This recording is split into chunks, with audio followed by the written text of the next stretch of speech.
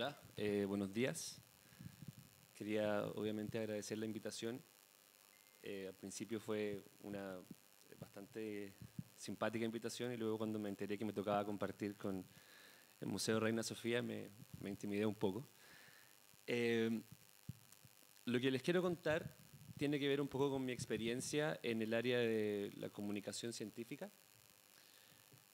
Abajo puse el logo del Instituto de Neurociencia Biomédica, que es donde trabajo actualmente, y el logo de Wake Up, que es una empresa que yo desarrollé a partir de los proyectos que realizamos en esta área. A modo de introducción, quería hablar un poco sobre la comunicación y la cultura. Como pueden ver, la comunicación es algo bastante más biológico de lo que uno podría pensar. Trasciende al hombre. Uno tiene la idea de que el hombre es el ente comunicador, pero aquí vemos que en la naturaleza es común encontrar distintas formas de comunicación y estas formas de comunicación principalmente apuntan a la cooperación entre los distintos individuos y finalmente a la supervivencia y al desarrollo de la determinada especie.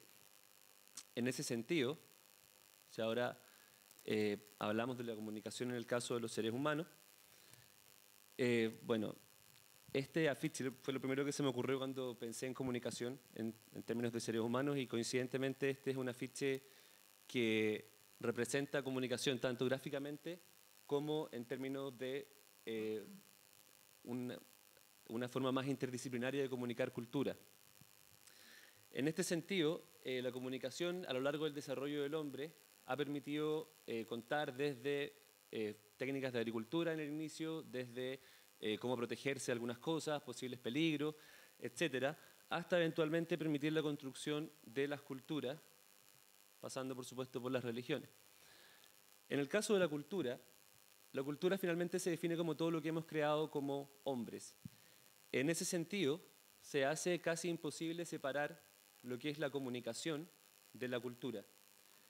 ¿Y por qué les hago esta introducción? Porque finalmente la comunicación termina siendo un proceso esencial en la creación de cualquier tipo de cultura y a partir del concepto de comunicación derivan distintas palabras que comúnmente hablamos en esta área, como divulgación, como mediación, y prácticamente hacen referencia a identificar la información que uno quiere entregar, comunicar esa información con el objetivo de generar un efecto.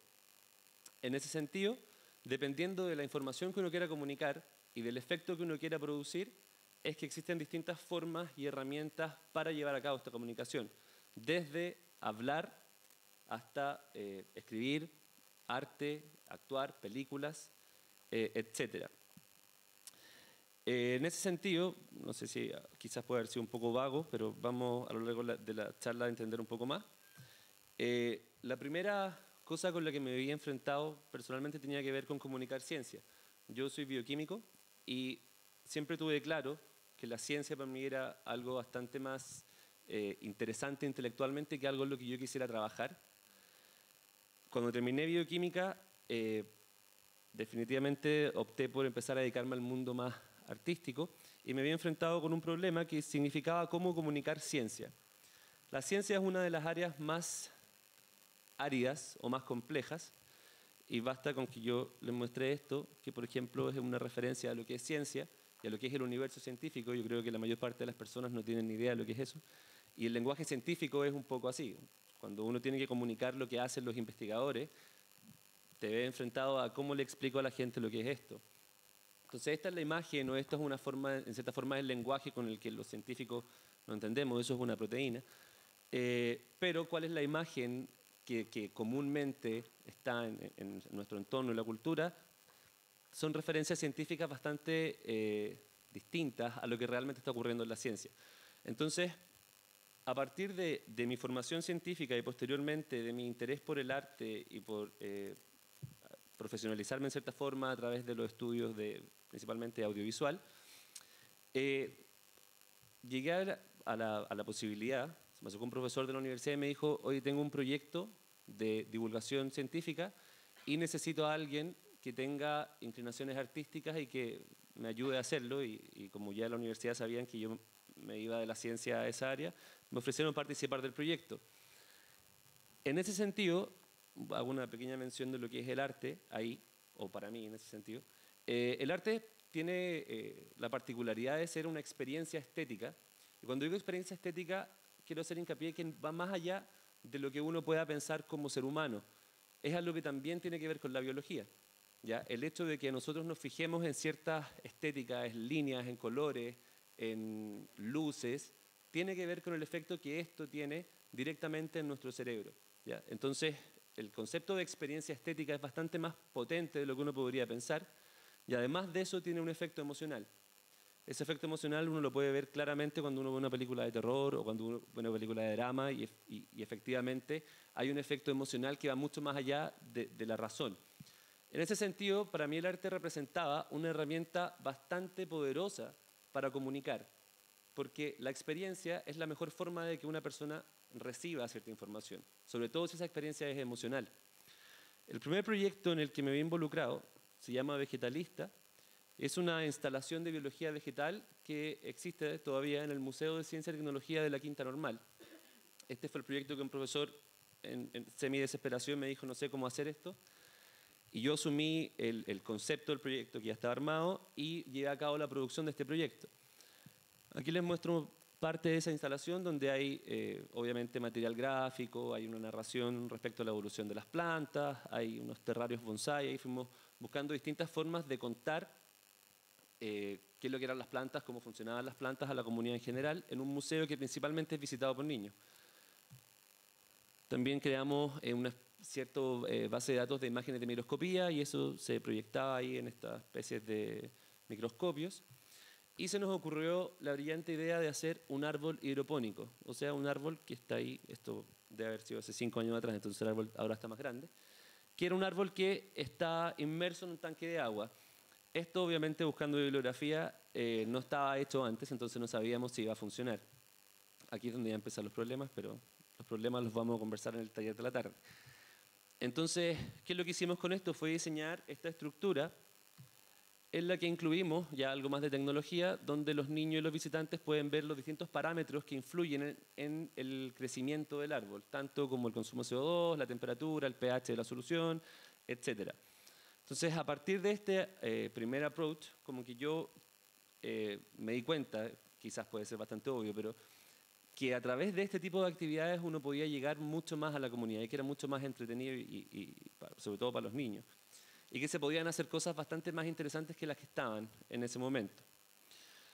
Coincidentemente, bueno, la tecnología es algo que existe hace mucho rato, pero en esta época empezó el boom de Internet acá, fue alrededor del 2007, si no me equivoco, 2008, y la forma en que la tecnología tomó un significado para mi trabajo tenía que ver principalmente con el acceso. Una vez que tenemos tecnología masiva, esto permite, primero que todo, comunicar a muchas más personas, que sea algo mucho más masivo, tanto a personas que no están en el lugar físico, como en el caso de una instalación o un museo, y también permitió tener acceso a herramientas tecnológicas para el desarrollo de cosas. O sea, cámaras digitales, ahora cualquier persona puede hacer un video y subirlo a internet. Entonces, en cierta forma, la tecnología tiene muchas aplicaciones. Para mí la principal en este contexto tenía que ver con el acceso, con darle acceso a más gente a este tipo de cosas y por lo tanto constituye una herramienta de comunicación súper importante. La primera aproximación que tuve en el área más tecnológica digital, se podría decir, asociada a ese mismo proyecto, fue empezar a realizar animaciones. Ya, obviamente esa animación no la hice yo, pero parte de mi trabajo tenía que ver con empezar a armar grupos interdisciplinarios con artistas, con programadores, con diseñadores. Entonces estos son proyectos que realizamos para esta exposición de plantas, algunos proyectos ya como para explicar un poco algunos procesos biológicos, etcétera. Posteriormente a esto empezamos a tomarle el peso a lo que significaba el tema digital y cómo podía utilizarse para hacer proyectos de menor costo y con mayor alcance. Posteriormente a eso, volví un poco al mundo más artístico y empecé a meterme más en el tema de escribir guiones y trabajar en un proyecto de película, digamos. Y me di cuenta que una de las herramientas artísticas más poderosas que existen hoy en día tiene que ver con contar historias. Y contar historias va mucho más allá de simplemente literatura, también puede tener que ver con música, con teatro, con cine, incluso, o sea, bueno, particularmente con la narración que también uno puede contar en una experiencia presencial, como una instalación. Entonces, el contar historias, además de ser una herramienta artística que tiene esta parte emocional, también tiene una parte que apela a la curiosidad, ¿ya? Que más adelante se los voy a mencionar, pero la curiosidad termina siendo una parte esencial, un motor de motivación para prácticamente cualquier tipo de aprendizaje.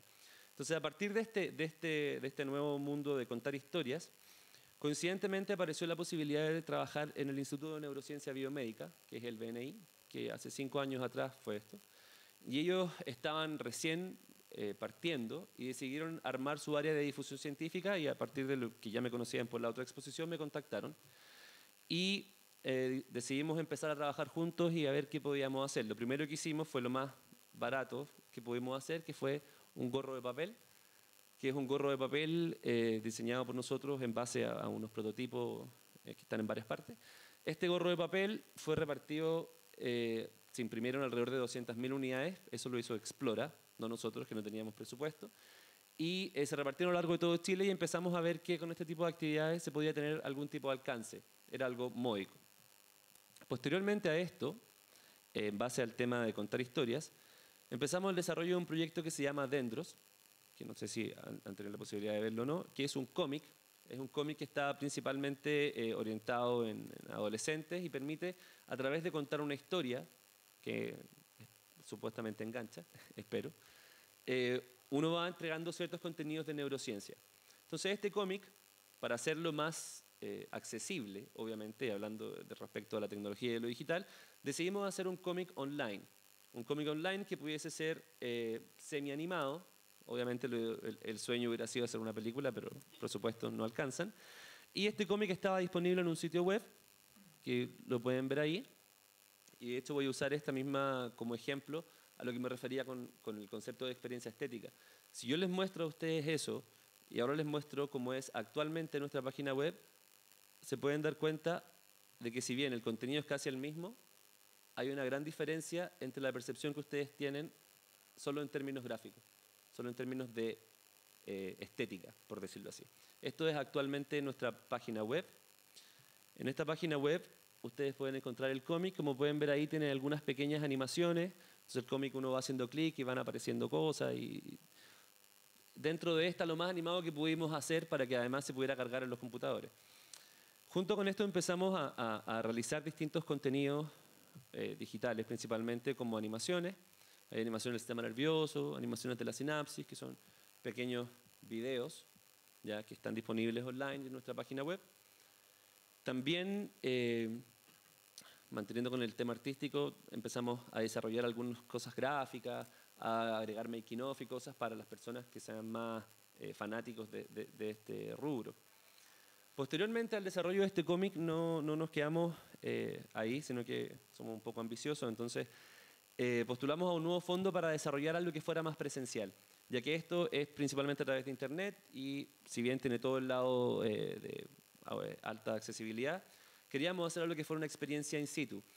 Para esa experiencia in situ armamos un proyecto que involucraba el desarrollo de juegos con la idea de armar una sala de juegos. Entonces para esto desarrollamos una especie de Pac-Man utilizando los mismos personajes del cómic, digamos. Estos personajes obviamente ahí están atrapados en un cerebro donde van arrancándose del malo del personaje. No hay una buena historia si no hay un malo de por medio. Y al lado se ven las habilidades que tienen que ver con la visión, como ven se va oscureciendo la pantalla y la idea principalmente es entretener y motivar en torno a la neurociencia y algo de contenido va apareciendo, pero lo principal fue la motivación. Y aquí empezamos a jugar con crear algunas otras animaciones, crear monitos de los personajes que pudiésemos usar para distintas cosas, hay distintas pruebas. Desarrollamos también una aplicación en la cual súper sencilla, en la cual es una adaptación de este gorro que hicimos, pero ahora digital, donde tú puedes hacer clic en las distintas partes y ver la función de las distintas estructuras del cerebro. También hicimos una aplicación donde se puede hacer una sinapsis, digamos, y ver cómo funciona la sinapsis, ahí se van poniendo las vesículas, los receptores. fuimos probando distintas herramientas en base principalmente a lo que uno ve en Internet. Ahora uno se mete a Internet y puede encontrar de todo y es la mejor fuente de inspiración que existe. Ahora, mientras realizábamos este proyecto surgió algo bastante inesperado y maravilloso, no lo digo porque esté acá, pero surgió la posibilidad de hacer esta instalación en este museo, en una sala que está acá abajo, que es una sala que está enfocada en tecnología, y desarrollamos entonces una exposición de dendros, que aquí voy a ir adelantando un poco el video porque es un poco largo, como pueden ver esto es acá abajo. Esta sala es una sala de juegos que está ambientada en el cómic y tiene esta onda media retro, como ven son estas máquinas de Pac-Man, este Pac-Man cerebral.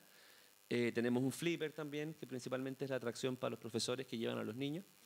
Los niños se van a la parte más digital y los profesores se van al flipper.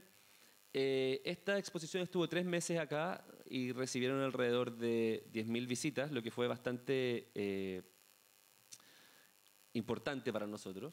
Voy a adelantar un poco más, ahí están los niños jugando. Después de estos 3 meses dijimos, ok, ¿qué hacemos con esto? Tenemos estas máquinas, tenemos una actividad presencial, ¿qué podemos hacer para no dejarlo guardado en la universidad hasta nuevo aviso?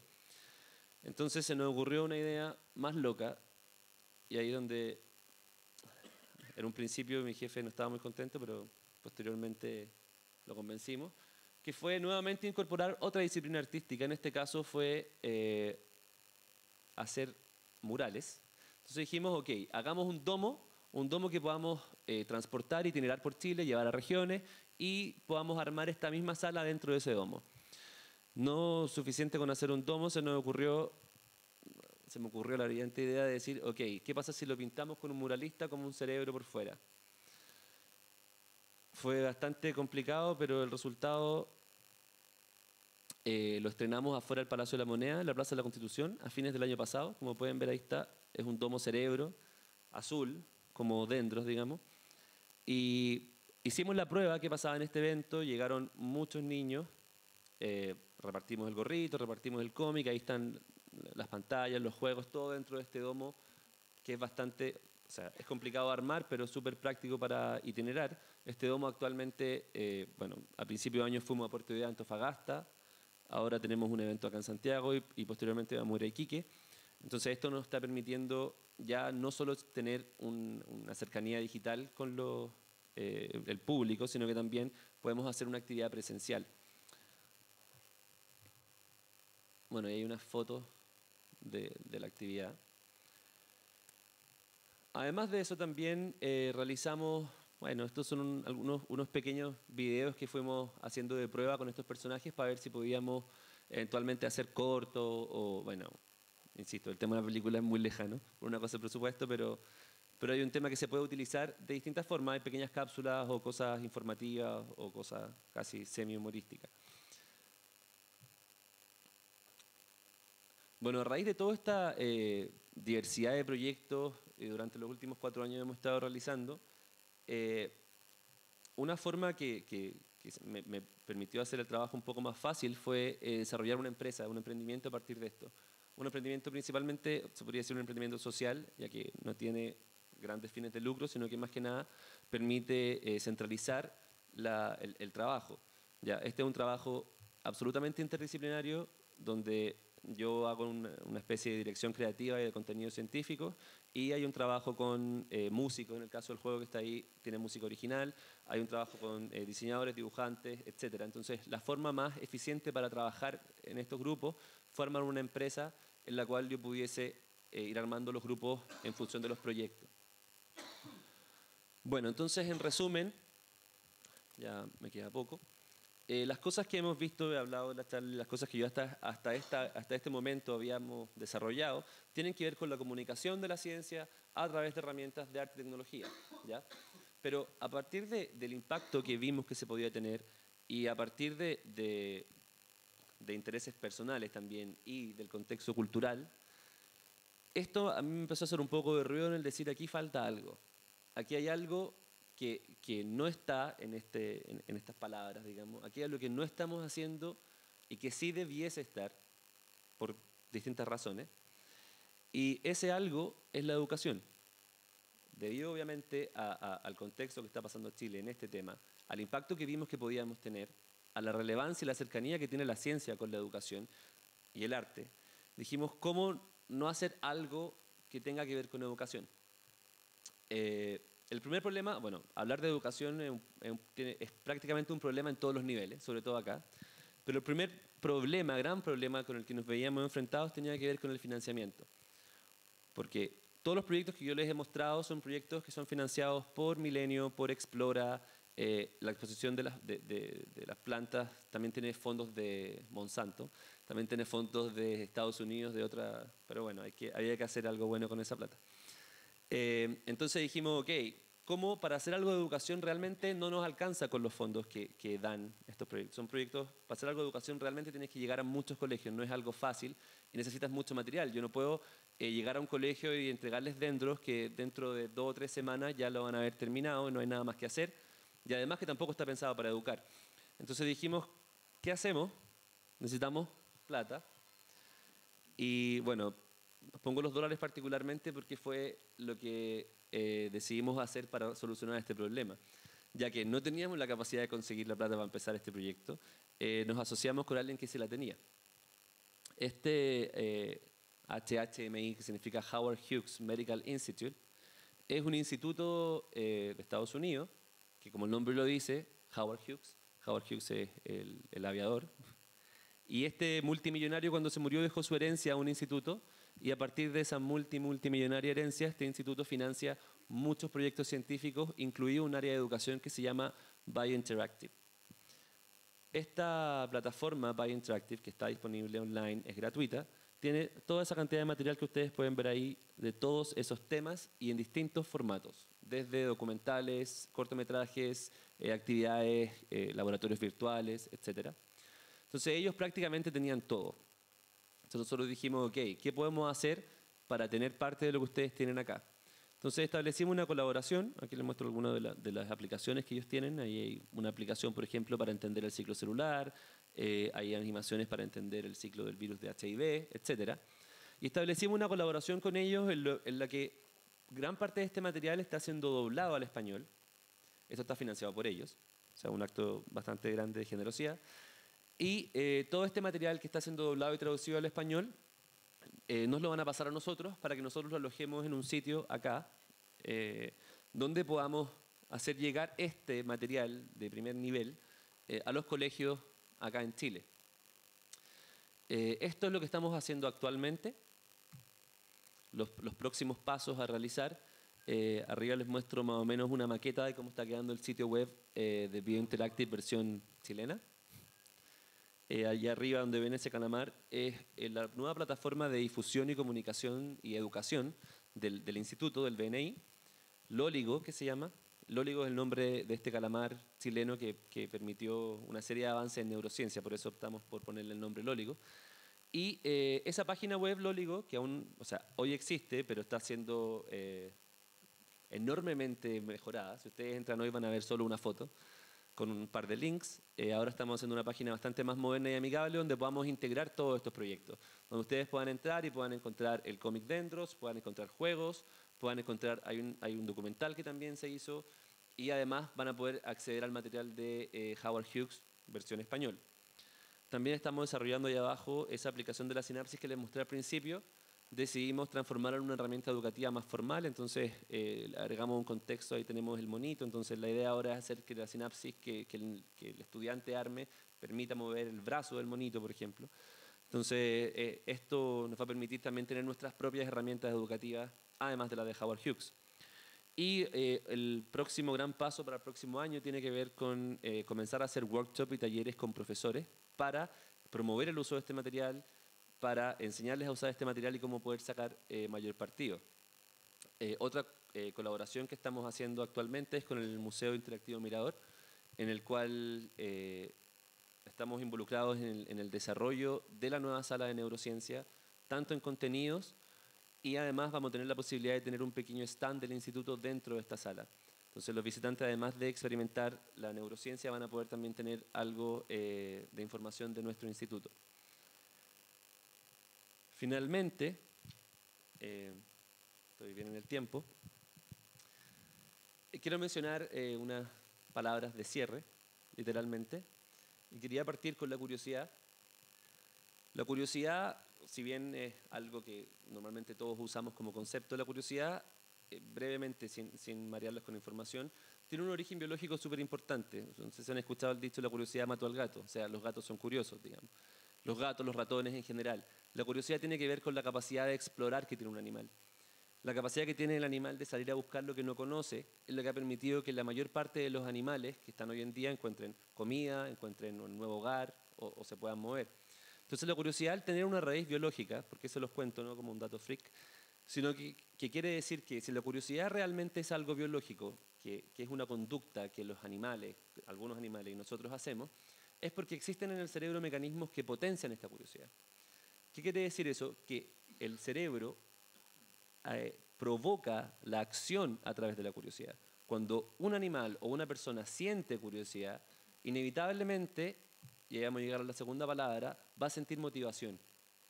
La motivación hoy en día es el problema más grande en la educación. ¿Cómo yo motivo? ¿Cómo yo hago que alguien haga algo? Motivar tiene que ver con hacer esfuerzo. Entonces la curiosidad, como elemento de comunicación, es esencial, porque la curiosidad va a hacer que el espectador sea parte, tenga una motivación para querer entender, para querer pensar, para querer conocer, etc. Otro concepto importante tiene que ver con la creatividad. La creatividad, que principalmente está asociada al arte, y entre paréntesis la curiosidad está bastante ligada a la ciencia también, y no es una coincidencia. La creatividad es algo más asociado al ser humano y tiene que ver con el arte y tiene que ver con la creación de nuevas ideas o con la creación con el pensamiento principalmente. Es otro concepto bastante importante que creo que uno debiese incorporar en los proyectos, y aquí agrego una palabra de apéndice a la creatividad que está muy mal vista, que tiene que ver con el ocio, ¿ya? El ocio no es el gran enemigo como todo el mundo cree, sino que es principalmente una fuente de creatividad.